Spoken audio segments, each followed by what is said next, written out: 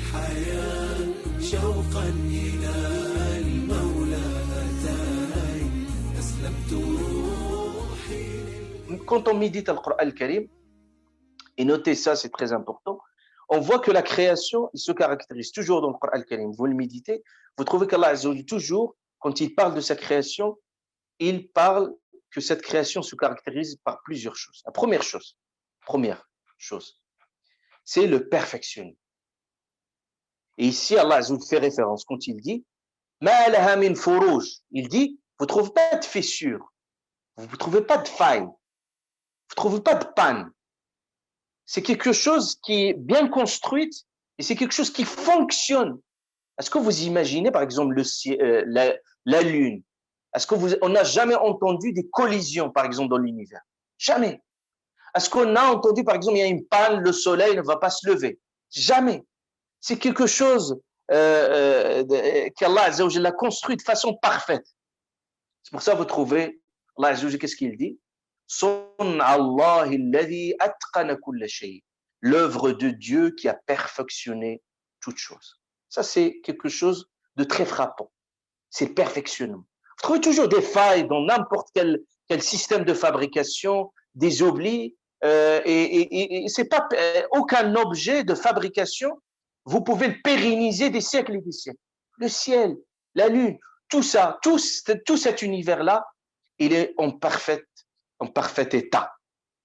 C'est pas usé à travers le temps. Ça, c'est la première dimension qui vous attire dans le Coran.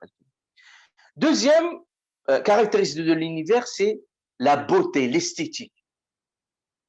L'esthétique. C'est pour ça, vous trouvez Allah Azza wa Jalla ici, quand il a parlé de la construction du ciel, il a dit, nous l'avons embelli, orné.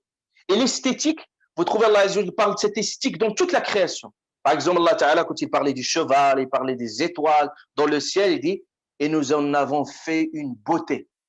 Par exemple, il parlait par exemple du cheval. Regardez, malgré aujourd'hui tous les développements de la technologie, mais reste le cheval vraiment, ça reste le symbole de la richesse, de l'esthétique, de la beauté. Allah Ta'ala, il parlait de ça. Il parlait zina, c'est une beauté.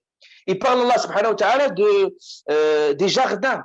Et c'est ce qui a inspiré les premiers musulmans. Vous voyez, quand ils, même dans leur architecture, et ça a inspiré l'architecture musulmane, quand vous allez le voir. Allah subhanahu wa ta'ala parlait des jardins, par exemple. Il dit, et nous avons fait pousser des jardins d'une beauté attirante et accueillante. Accueillante, c'est-à-dire, dès que vous le voyez, ça vous attire. Ça vous donne vraiment des effets. Troisième, donc j'ai dit le perfectionnement. Deuxième, c'est l'esthétique. Et troisièmement, la diversité dans la création. Et Allah Ta'ala toujours insiste sur cette diversité. Par exemple, Allah Ta'ala dit, n'as-tu pas vu que du ciel, Dieu fait descendre l'eau? Et puis nous en faisons sortir des fruits de couleurs différentes. Et dans les montagnes, il y a des sillons blancs et rouges de couleurs différentes et des roches excessivement noires. Il y a pareillement des couleurs différentes parmi les hommes, les animaux et les bestiaux. Ça, c'est un verset. Un autre verset, Allah Ta'ala dit, et parmi ces signes, la création des cieux et de la terre et la diversité de vos langues et de vos couleurs. Donc, cette signe, cette diversité, il est une richesse dans l'univers. Certains qui veulent éliminer la diversité, c'est qu'ils n'ont rien compris déjà dans le sens qu'Allah Ta'ala, même dans la philosophie de la création, il a voulu que la diversité soit une richesse dans tout. Donc, vous trouvez une diversité au niveau des couleurs, au niveau des formes. Et Allah subhanahu wa ta'ala attire notre attention sur cette diversité. La quatrième dimension dans la création de l'univers, la grandeur. La grandeur. Et je ne vous parle même pas d'ici des chiffres colossaux. Quand on parle rien que, par exemple, notre galaxie, comment il se situe dans l'univers, rien que la Terre, comment il se situe par rapport aux autres étoiles, c'est des chiffres colossaux. C'est-à-dire, si vous prenez par exemple juste une galaxie comme une pastèque, par exemple, bah, notre galaxie, tout le système solaire n'est qu'une graine de cette pastèque. C'est tellement grand, c'est tellement énorme, on parle plus, c'est des chiffres que vous pouvez, on parle des milliards, des billiards en fait d'années-lumière pour essayer d'évaluer comment cet univers il il est constitué. Par exemple, prenez juste le soleil.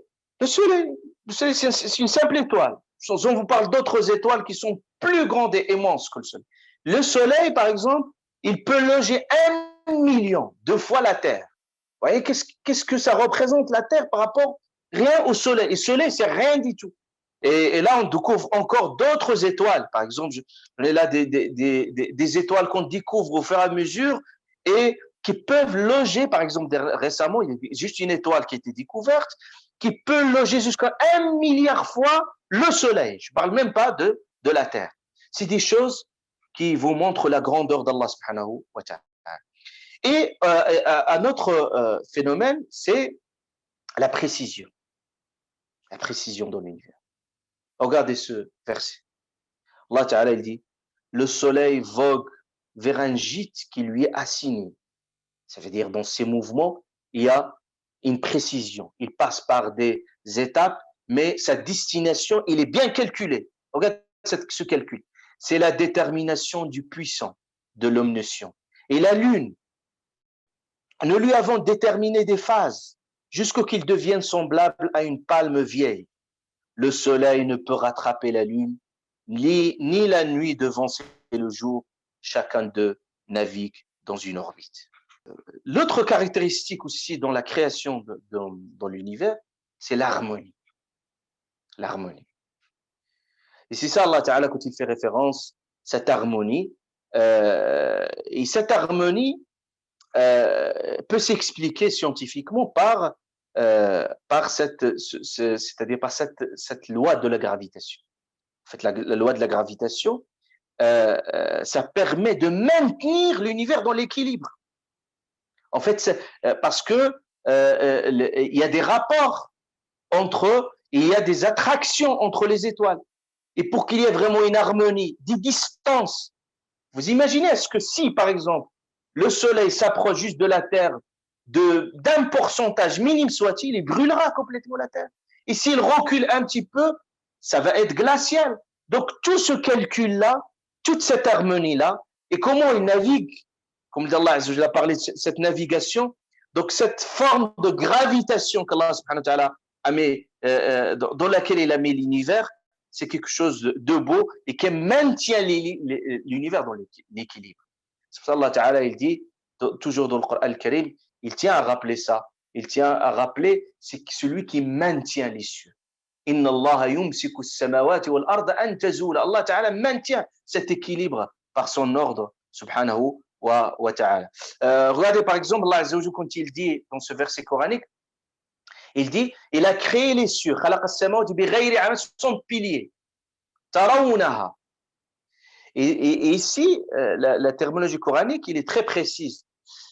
Si on s'arrête, vous voyez la sensibilité de la langue arabe. Si on dit khalaqa as-samawati bighayri 'amad tarawunaha, si on dit il a créé les cieux sans pilier, vous les voyez. C'est comme il dit Allah Ta'ala, vous voyez que le ciel n'est pas maintenu avec des piliers. Et vous voyez ça, parce qu'on ne voit pas, on ne constate pas des piliers qui maintiennent le ciel en équilibre. Et si vous lisez en continu, ça donne un autre sens. Allah je lis, khalaqa as-samawati bighayri 'amadin tarawnaha, ça veut dire que les ciels, il est maintenu avec des piliers, mais c'est des piliers que vous ne voyez pas. Donc, quand vous ne voyez pas, ça veut dire, et ces piliers, quand vous ne voyez pas, ça peut être juste que cette force gravitationnelle qu'Allah subhanahu wa ta'ala a mis pour maintenir